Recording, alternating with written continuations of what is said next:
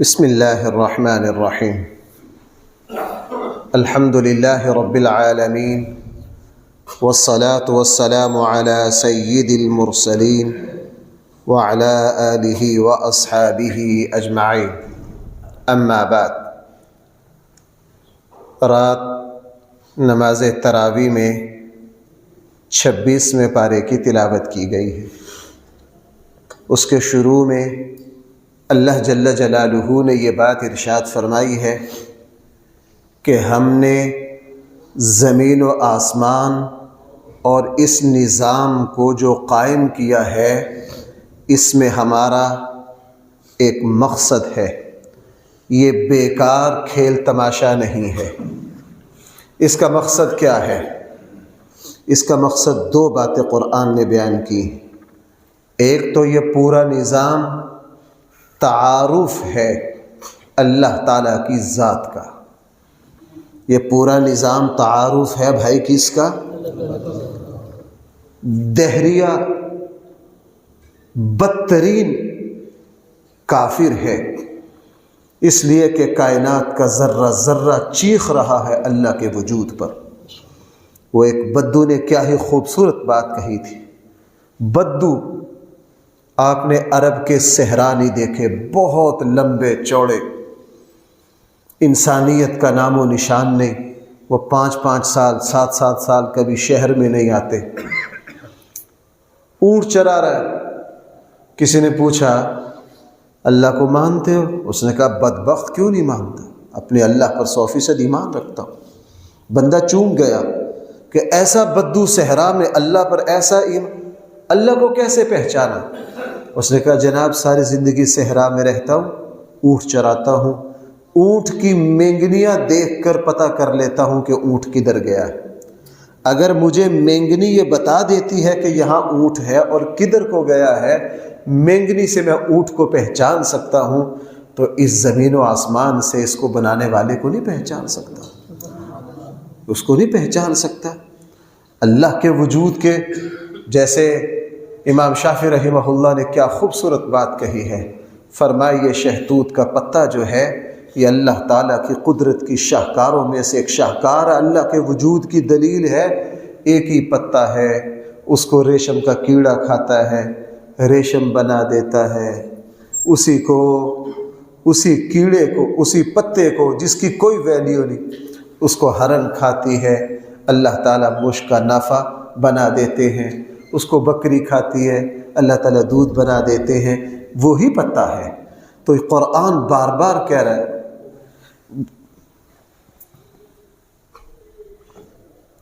اطمینان سے دیکھ لو بیٹا،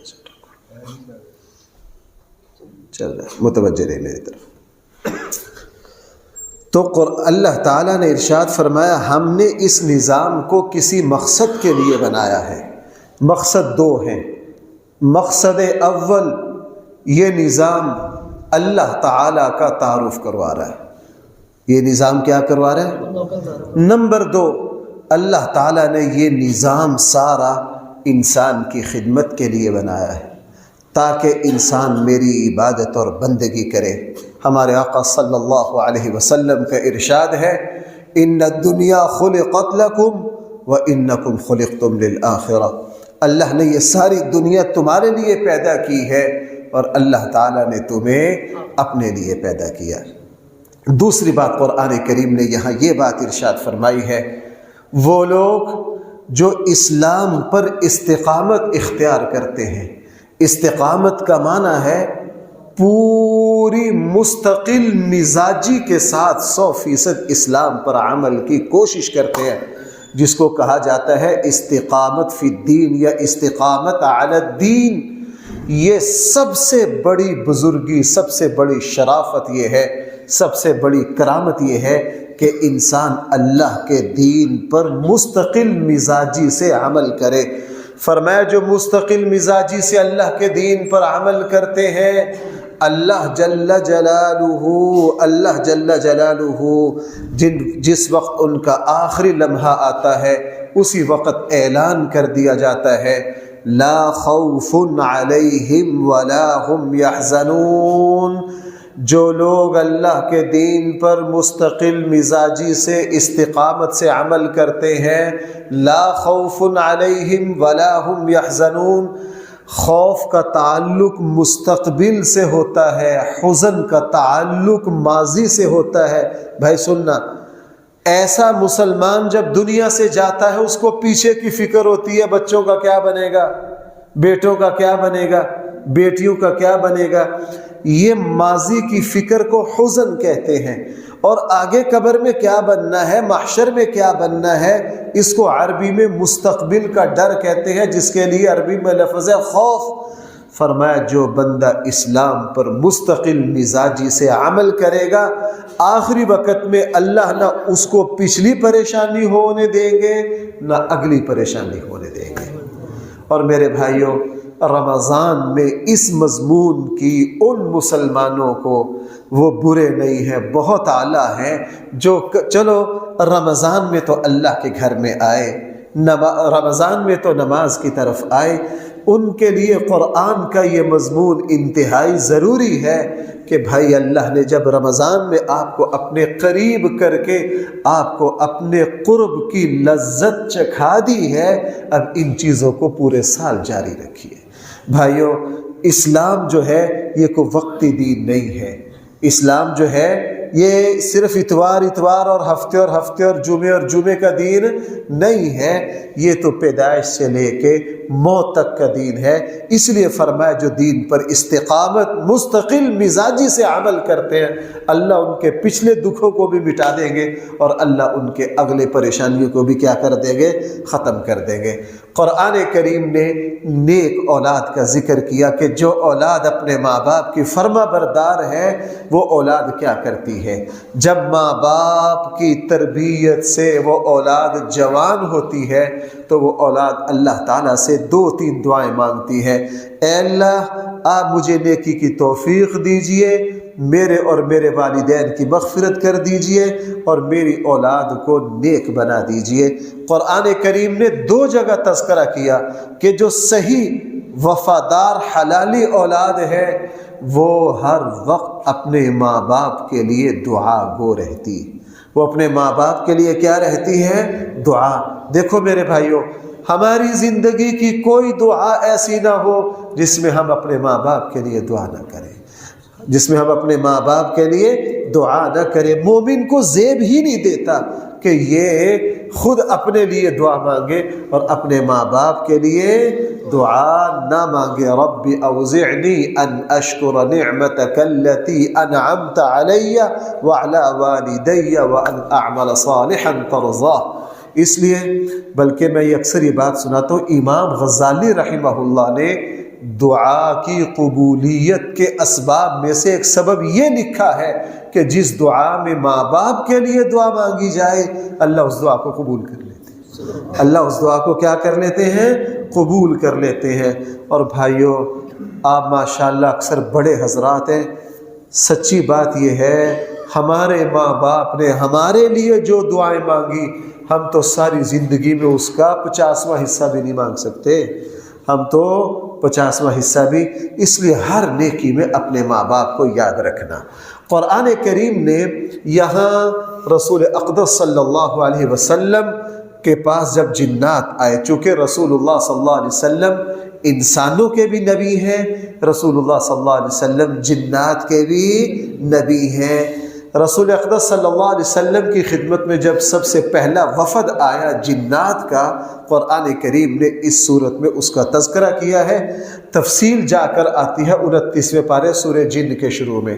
رسول اقدس صلی اللہ علیہ وسلم، مفسرین نے فرمایا طائف سے واپسی پر تشریف لا رہے تھے، مقام نخلہ پر رسول اقدس صلی اللہ علیہ وسلم نے نماز پڑھی، جنات کا ایک وفد آیا، انہوں نے قرآن کریم سنا۔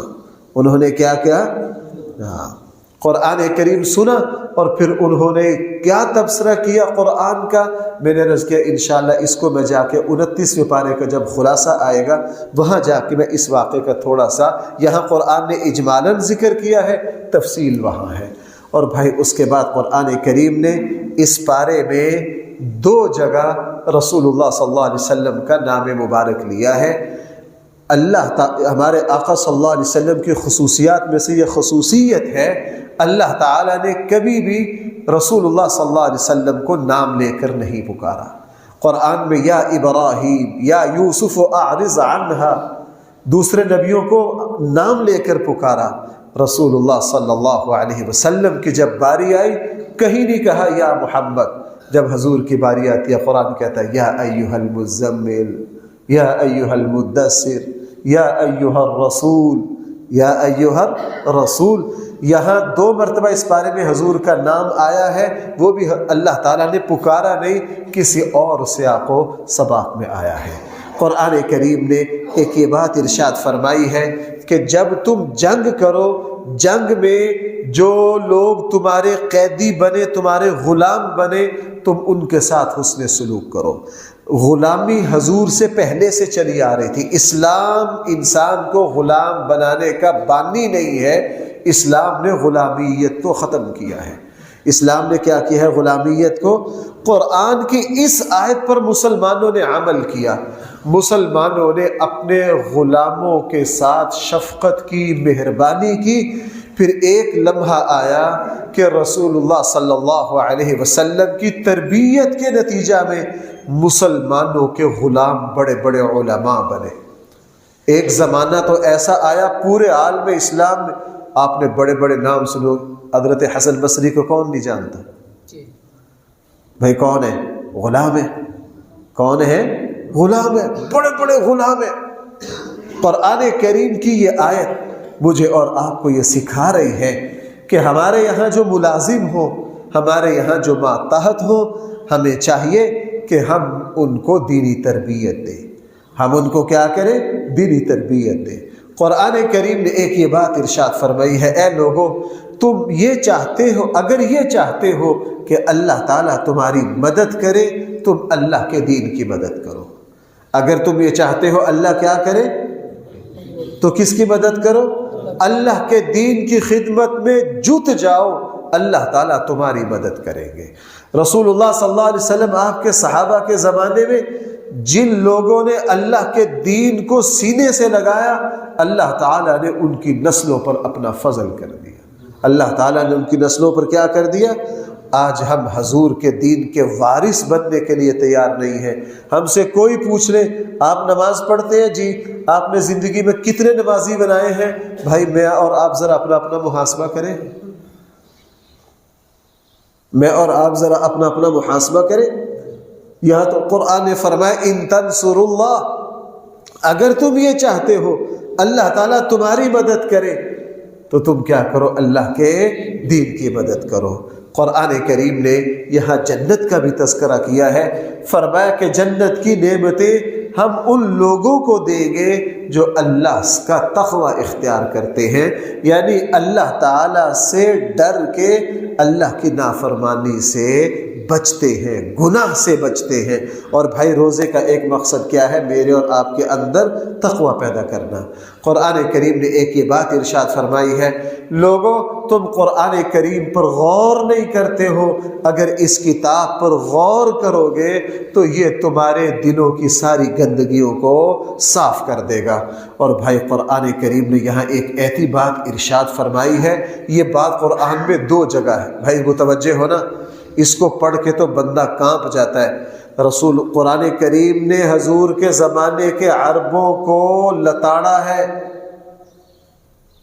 انہیں کہا ہے اگر تم ہمارے حبیب صلی اللہ علیہ وسلم کا ساتھ نہیں دو گے، اللہ تمہارا محتاج نہیں ہے، اللہ تمہاری جگہ دوسرے لوگوں کو اپنے دین کی مدد کے لیے کھڑا کر دے گا، اور یہ اللہ کا قانون ہے۔ میں اکثر اس کو بیانوں میں، رسول اللہ صلی اللہ علیہ وسلم کے ساتھ مدینہ کے لوگ کھڑے ہوئے، عرب کے لوگ کھڑے ہوئے، اللہ نے ان کو عظیم الشان حکومت دے دی۔ خلفائے راشدین کے بعد یہ اللہ کی ذات سے غافل ہو گئے، اللہ تعالیٰ نے ان کی جگہ اسلام کا اٹھا کر ان کا وارث دوسرے لوگوں کو بنا دیا، اور بعد میں وہ لوگ غلطی پر گئے، اللہ نے اسلام اٹھا کے یہ سمرقند بخارا کے امام بخاری جیسے لوگوں کو کھڑا کر دیا، اور جب وہ غفلت میں گئے اللہ تعالیٰ نے اسلام ہندوستان میں چلا دیا، بر صغیر اسلام کا مرکز ہے۔ اللہ نہ کرے اگر ہم اسلام سے منہ پھیریں گے، جیسے آج ہماری نئی نسلیں بے حیا اور ننگا ہونے کے چکروں میں ہیں، اللہ کسی کا کوئی محتاج نہیں، وہ اللہ اپنے دین کو اٹھائے گا، یورپ میں جا کے اس کو چمکا دے گا، جیسا کہ ہم دیکھ رہے ہیں۔ یہ قرآن کا قیامت تک فیصلہ ہے، یستبدل قوما غیرکم ثم لا یکونوا، اگر تم اللہ کے دین سے منہ پھیرو گے، اللہ یہ نعمت اٹھائے گا، دوسروں کو دے دے گا۔ اور بھائی ایسا ہے، میں جس فیلڈ سے تعلق رکھتا ہوں، ہمارے لیے بڑے علماء بعد میں آ کے ان کی اولادوں میں دین کی ناقدری آئی، اللہ تعالیٰ نے علم اٹھا کر دوسرے خاندانوں میں منتقل کر دیا، اور بڑے مفسرین کے بچے ایسے آ گئے ان کو یہی پتہ نہیں، انہوں نے اپنے ماں باپ کی کتابوں کو ردی میں بیچا۔ کس میں بیچا؟ ردی میں بیچ دیا۔ اللہ بہت غیور ہے میرے بھائیوں، اگر ہم اس دین سے، ایمان سے محبت کریں گے، اللہ ہماری نسلوں میں منتقل کریں گے۔ اللہ کیا کریں گے؟ ہماری نسلوں میں منتقل کریں گے، اور یہ قرآن کا فیصلہ ہے۔ اور بھائی قرآن کریم نے اس پارے میں صلح حدیبیہ کا تذکرہ کیا ہے۔ آپ حضرات کو پتہ ہے ہجرت کے بعد صحابہ کرام مدینہ چلے گئے، مکہ میں داخلے کی، بیت اللہ کے طواف کی اجازت نہیں تھی۔ رسول اقدس صلی اللہ علیہ وسلم نے خواب دیکھا کہ میں اپنے صحابہ کے ساتھ بیت اللہ کا طواف کر رہا ہوں۔ جب اللہ کے نبی نے اس خواب کا اظہار کیا تو، اور چونکہ نبی کا خواب وہی ہوتا ہے، تو سارا مدینہ کا جو جوش تھا، مکہ چھوڑ کر گئے تھے، سارے تیار ہو گئے۔ رسول اللہ صلی اللہ علیہ وسلم 1400 صحابہ کے ساتھ آپ علیہ السلام طواف کے لیے تشریف لائے۔ مکہ والے اڑ گئے، انہوں نے رسول اللہ صلی اللہ علیہ وسلم کو بیت اللہ کا طواف کرنے نہیں دیا۔ کئی دن مذاکرات چلتے رہے، اور پھر صلح ہو گئی۔ رسول اللہ صلی اللہ علیہ وسلم نے بظاہر بہت دب کر صلح کی، اور صحابہ کرام کو اس صلح پر شدید تحفظات تھے، لیکن اللہ کے رسول کے سامنے کچھ کر نہیں سکتے تھے۔ شرط یہ طے ہوئی کہ مکہ کا کوئی شخص مسلمان ہو کر مدینہ جائے گا، تم ہمیں واپس کرو گے۔ مدینہ کا کوئی شخص مکہ اگر کافر ہو کر آ گیا تو ہم تمہیں واپس نہیں کریں گے۔ اس سال ہم تمہیں بیت اللہ کا طواف کرنے نہیں دیں گے، اس سال واپس جاؤ، آئندہ سال دوبارہ آنا، صرف 3 دن کے لیے آنا۔ صرف کتنے دن کے لیے آنا؟ اور اپنے ساتھ اسلحہ نہیں لا سکتے، صرف تلوار لاؤ گے اپنے ساتھ، اور اس کو بھی میان کے اندر رکھو گے، اس کو بھی لہرا نہیں سکتے۔ اس طرح کی بڑی سخت شرائط تھی۔ رسول اللہ صلی اللہ علیہ وسلم نے ان شرائط کو مان لیا، اور جب یہاں سے واپس گئے تو سارے صحابہ اس پر راضی نہیں تھے کہ اللہ کے نبی، یہ تو ہم نے بہت دب کر صلح کی ہے۔ لیکن جب واپس جانے لگے، سورہ فتح آ گئی، فرمائے انا فتحنا لک فتحا مبینا، ہم نے آپ کو عظیم فتح دے دی ہے۔ صحابہ کرام کو تعجب ہوا، یار یہ کون سی فتح ہے، یہ کون سی فتح ہے؟ بھائی میری بات سنو، بعض دفعہ کیا اکثر ہمیں اللہ کے فیصلے سمجھے، ہم کہتے ہیں یار ہم ایک کام کرنا چاہ رہے ہیں، زور لگا دیا، نہیں ہوا، ہم بددل ہو جاتے ہیں۔ 10 سال کے بعد سمجھ آتی ہے، او واہ میرے اللہ تیری شان، اگر یہ کام میں نے 10 سال پہلے کیا ہوتا تو مجھے یہ نقصان ہوتے، اللہ نے مجھے لیٹ کر دیا، اس میں اللہ نے مجھے یہ برکتیں دے دی، اللہ نے مجھے کیا دے دی۔ یہاں بھی ایسا ہی ہوا، جیسے ہی واپس گئے قرآن کریم کی آیات آئی، اب اللہ تعالیٰ نے فتح کی برکتیں دکھائیں، جس کو صحابہ کرام شکست سمجھ رہے تھے، قرآن نے کیا کہہ دیا، وہ کیا ہے؟ فتح ہے، برکتیں، صلح ہو گئی، جنگ بندی ہو گئی۔ رسول اللہ صلی اللہ علیہ وسلم نے دنیا کے بادشاہوں کو خط لکھے، پورے عرب کے سامنے اللہ کے نبی اطمینان سے اسلام کی دعوت رکھ سکے۔ یہودی سازشیں کر رہے تھے، غزوہ خیبر میں حضور نے یہودیوں کی کمر کو توڑ دیا، اسلام کا پیغام پورے عرب میں پہنچا دیا، عجب بادشاہوں تک پہنچا دیا۔ اللہ کا کرنا ایسا، صرف چند سالوں کے بعد، صرف 1-2 سال کے بعد رسول اللہ صلی اللہ علیہ وسلم نے مکہ کو فتح فرما لیا۔ جب مکہ فتح کرنے کے لیے آئے اس دن صحابہ اکرام کو سمجھ میں آیا کہ صلح حدیبیہ کو اللہ تعالیٰ نے فتح عظیم کیوں کہا تھا۔ اس لیے بھائیو وقتی طور میرے اور آپ پر کوئی پریشانی آتی ہے، مثلا میں نے ایک صاحب کا میں سنا، انہوں نے ایک عجیب بات کہی، اور اکثر آپ دیکھیں جو لوگ پریشانیوں سے گزرتے ہیں نا، پریشانیوں سے گزار کر اللہ تعالیٰ ان کے دلوں میں ایسے ایسے کمال پیدا کر دیتے ہیں۔ میرے ایک مرتبہ ایک صاحب کو ویل چیئر پر تھے، ایک حادثے کا شکار ہو گئے، جسم کئی جگہ سے ٹوٹ گیا۔ ان سے پوچھا کہ یار آپ پہلے ماشاءاللہ بڑے نوجوان تھے، اس حادثے کے بعد کیا محسوس کر رہے ہیں؟ اس نے کہا پہلے جسم ٹھیک تھا، روح بالکل مری ہوئی تھی، اور اب جسم ٹوٹ گیا ہے، الحمدللہ روح اللہ کی محبت سے آباد ہے، اللہ کی محبت سے آباد ہے۔ میں تقریباً یہ 2006-07 کا واقعہ جو میں سنا رہا ہوں، میں جہاں پہلے کام کرتا تھا میں ایک جگہ سے گزرتا تھا، بڑے خوبصورت نوجوان وہاں بیٹھے ہوتے تھے، نماز کا کوئی لینا دینا نہیں، اوٹ پٹانگ۔ ایک موٹر سائیکل کا حادثہ ہوا، شدید زخمی ہوئے، 6-7 جگہ سے ہڈیاں ٹوٹی، 1 سال کے بعد ویل چیئر کے قابل ہوئے۔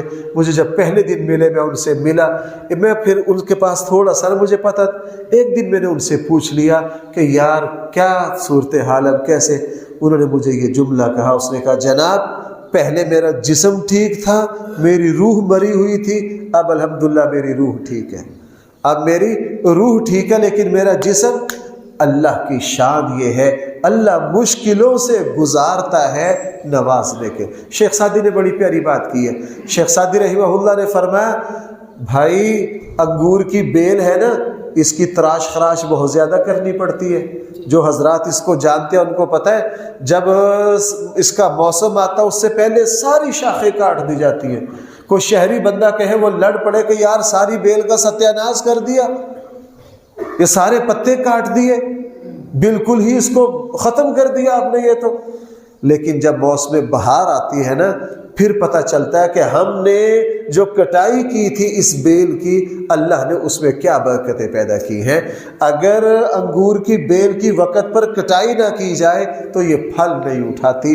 بھائیو میرا اور آپ کا معاملہ بھی یہ ہے، اللہ تعالیٰ ہمیں کبھی آزمائش سے گزارتا ہے، کبھی مشقت۔ کسی کو اللہ نے اولاد نہیں دی، اللہ کو پتہ تھا اس کو اولاد دے دی، اپنے آپ کو بھی تباہ کرے گا، اپنی آخرت تباہ کرے گا۔ اللہ نے اولاد نہ دے کر اس کے دل میں خلا پیدا کر کے اس کو اپنی طرف متوجہ کر لیا۔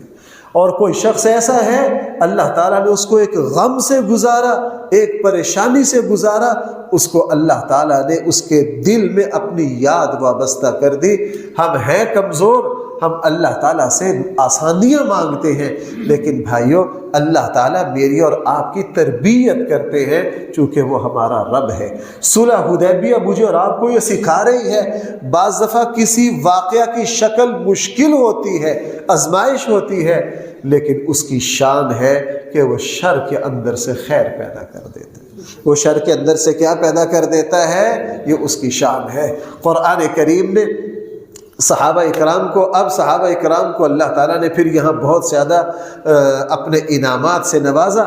ان میں سے ایک انعام قرآن کریم نے یہ بیان کیا کہ یہ ایسے پاکیزہ لوگ ہیں، یہ ایسے پاکیزہ لوگ ہیں کہ یہ آپس میں ایک دوسرے سے حد سے زیادہ محبت کرتے ہیں۔ اور بھائی صحیح ایمان کی علامت یہ ہے کہ مسلمان آپس میں ایک دوسرے سے لگاؤ رکھے۔ اللہ معاف فرمائے اس وقت ہمارے معاشرے میں جو بغض، کینہ، عداوت، نفرت، یہ اسلام کا معاشرہ نہیں ہے۔ قرآن صحابہ کرام ہمارے سامنے تو صرف حضرت امیر معاویہ، حضرت علی، ان جھگڑوں کو اچھالا گیا نا، ان جھگڑوں کو اچھال کے یوں لگتا ہے جیسے یہ آپس میں لڑتے ہی رہے۔ قرآن ان کے بارے میں کیا کہہ رہا؟ رحماء، بھائی توجہ کیجئے، قرآن کیا کہہ رہا؟ رحماء بینہم۔ مجھے اور آپ کو بھی اسی طرح رہنا ہے کہ ایک دوسرے کے بارے میں دل جو ہے وہ کینہ اور بغض سے صاف ہو۔ اللہ تعالیٰ کو ایسا دل پسند نہیں ہے۔ اس کے بعد سورہ حجرات ہے، قرآن کریم نے بہت سے احکام بیان کیے ہیں۔ ایک حکم یہ بیان کیا ہے اے ایمان والو، اللہ اور اس کے رسول سے کسی حکم سے آگے نہ بڑھو۔ جہاں اللہ اس کے رسول کا جو آرڈر آئے اس کو کیا کرو؟ قبول کرو۔ اس کو قبول کرو۔ اللہ کے نبی کے سامنے تم اپنی آواز کو بھی اونچا نہ کرو۔ ایک بات یہ کہی ہے کہ تم رسول اللہ صلی اللہ علیہ وسلم کو اس طرح نہ پکارو جس طرح ایک بدو آیا، اس نے رسول اللہ صلی اللہ علیہ وسلم کے گھر کے سامنے نام لے کر چیخنا شروع کر دیا۔ قرآن کریم نے اس کو ڈانٹا کہ اس ہستی کا نام تم بے ادبی سے نہیں لے سکتے، اس ہستی کا نام تم بے ادبی سے نہیں لے سکتے۔ قرآن کریم نے ایک یہ بات ارشاد فرمائی ہے بطور خاص اس بارے میں، اے ایمان والو جب تمہارے پاس کوئی خبر آئے اس کی تصدیق کر لیا کرو، اس کی کیا کر لیا کرو؟